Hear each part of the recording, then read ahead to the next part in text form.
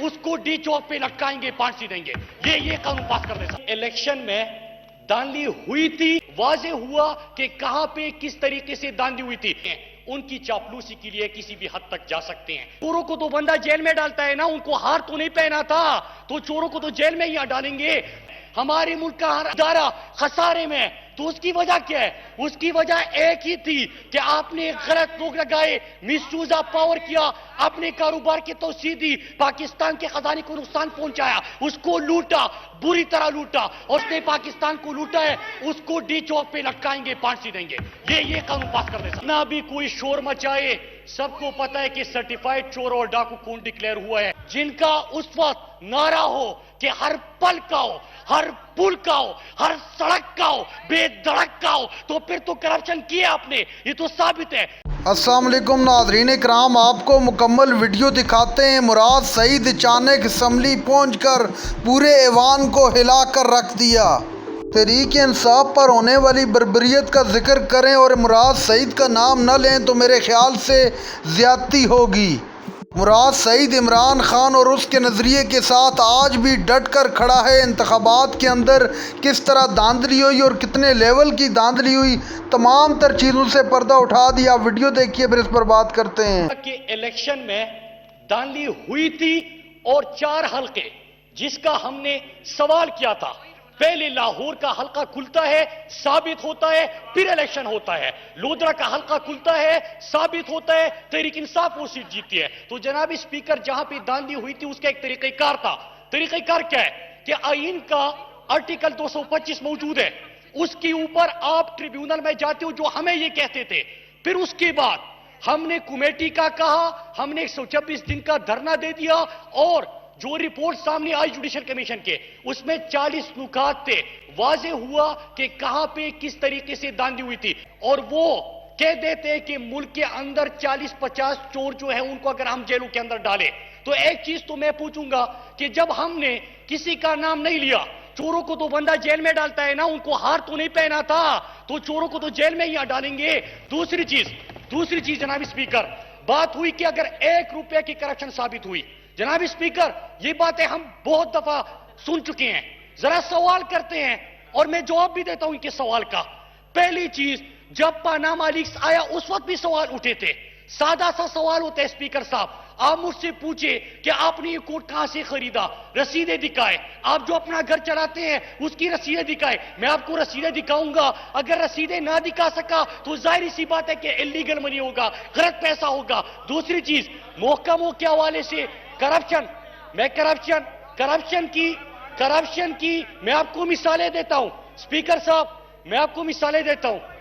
मैं करप्शन के हवाले से बात हुई, पाकिस्तान के मुख्तलिफ महकमे उठा के देख लीजिए। आज अगर हमारा स्टील मिल खसारे में, पीआईए खसारे में, हमारा वापडा खसारे में, हमारे मुल्क का हर इदारा खसारे में, तो उसकी वजह क्या है? उसकी वजह एक ही थी कि आपने गलत लोग लगाए, मिसयूज ऑफ पावर किया, अपने कारोबार की तोसी दी, पाकिस्तान के खजाने को नुकसान पहुंचाया, उसको लूटा, बुरी तरह लूटा, और किसको पता नहीं है ये बड़े बड़े प्रोजेक्ट जो आ रहे थे। मैं आपको बड़े प्रोजेक्ट, क्या मुल्तान मेट्रो का केस नहीं चल रहा? क्या रावलपिंडी मेट्रो का केस नहीं चल रहा? क्या 56 कंपनियों का केस नहीं चल रहा? क्या नंदीपुर का केस नहीं चल रहा? क्या ये सारे केस नेब के अंदर मौजूद नहीं है? तो ये करप्शन नहीं तो और क्या है? जिनका स्पीकर साहब, जिनका उस वक्त नारा हो कि हर पल का हो, हर पुल का हो, हर सड़क का हो, बेधड़क का हो, तो फिर तो करप्शन किया आपने, ये तो साबित है। तो जनाब स्पीकर, जो केसेस चलते हैं, जिनके ऊपर हाथ डाला जाता है, शोर मचाने से नहीं, अपने सबूत से अपनी बेगुनाही साबित कर दे। ये रोजाना वो एक तमाशा बना हुआ है। तमाशा ये बना हुआ है कि हर बंदा खुद को एहतिसाब के लिए भी पेश करता है। तमाशा ये भी है कि जिससे सवाल करो वो इदारों को पामाल करे, वो इदारों के ऊपर सवाल उठाए। स्पीकर साहब, اس سلسلے کو بند کرنا ہوگا اور پارلیمنٹ میں ایک نقطے کو پکڑ کے اسپیکر صاحب آپ نے بات کرنی تھی. میں روزانہ کہتا ہوں کہ معیشت کے اوپر آپ نے بات کرنی تھی, ملک کو کس طرح معاشی بحران سے نکالنا ہے اس کی بات کرنی تھی, اداروں کو کس طرح مضبوط کرنا ہے اس کی بات کرنی تھی, پاکستانی نوجوانوں کو کس طرح روزگار دینا ہے اس کے اوپر بات کرنی تھی, غربت سے پاکستانی قوم کو نکالنا ہے اس کی بات کرنی تھی, فارن پالیسی کے اوپر بات کرنی تھی. لیکن جب روزانہ ایک جملے کو پکڑ کے یہاں سے اعتراضات, یہاں سے بائیکاٹ, یہاں سے شور, اس سلسلے کو بند کر دیں. انہوں نے کہا روکے. دیکھیں جناب اسپیکر, اب جنہوں نے پاکستان کو لوٹا ہے ان کا احتساب ہوگا, کوئی نہیں روک سکتا. میں کہتا ہوں روک سکتے ہو تو روکو. آپ جناب اسپیکر, جس نے پاکستان کے اداروں کو پامال کیا ہے ان کا بھی احتساب ہوگا. میں کہتا ہوں کہ روک سکتے ہو تو روکو. پاکستان کے نوجوانوں کو بنا دیا, میں کہتا ہوں ان کو روزگار دیں گے. روک سکتے ہو تو روکو. جناب اسپیکر, پاکستان کے اندر معاشی بحران, انہوں نے خیبر پختونخوا کی بات کی. انشاءاللہ میں پورے عوام کو کہتا ہوں کہ اللہ پہ اور اپنی قیادت پہ بھروسہ رکھے. جس طرح خیبر پختونخوا کی پولیس کو بدلا ہے اس طرح پنجاب کی پولیس کو ٹھیک کریں گے. آپ تو نہ بھی کوئی شور مچائے, سب کو پتا ہے کہ سرٹیفائیڈ چور اور ڈاکو کون ڈکلیئر ہوا ہے. الحمدللہ تحریک انصاف سے ان کا تعلق نہیں ہے.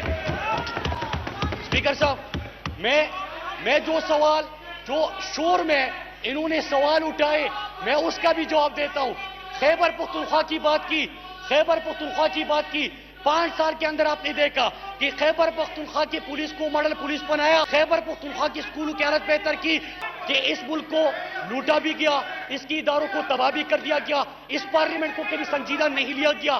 اگر آپ نے واقعی پاکستانیوں کا سوچنا ہے جن کا ووٹ ہم لے کے یہاں تک پہنچتے ہیں تو سب اکٹھے ہو جائے, ایک جملے کو روزانہ پکڑ کے, ایک لفظ کو پکڑ کے, یہاں سے بھی شور وہاں سے بھی شور, اس چیز کو ختم کرے اور ایک نقطے پہ اتفاق کرے کہ ہم نے اپنے پاکستان کو بدلنا ہے, اس کو معاشی بحران سے بھی نکالنا ہے, اداروں کو بھی مضبوط کرنا ہے. اور جس نے بھی اتفاق کر لے, جس نے بھی پاکستان کو لوٹا ہے ایک قانون لے کے آتے ہیں. آپ میرے ساتھ اتفاق کرو, جس نے پاکستان کو لوٹا ہے اس کو ڈی چوک پہ لٹکائیں گے, پھانسی دیں گے.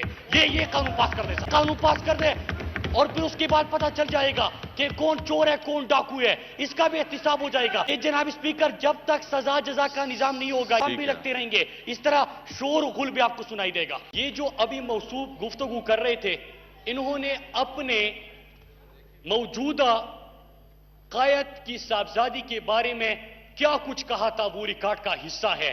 اور میں ناظرین کرام, آپ نے ویڈیو دیکھی مراد سعید کی انتہائی جذباتی تقریر. مراد سعید نے کہا کہ آپ کو سرٹیفائیڈ چور کہا گیا ہے, میرے لیڈر کو سرٹیفائیڈ چور نہیں کہا گیا.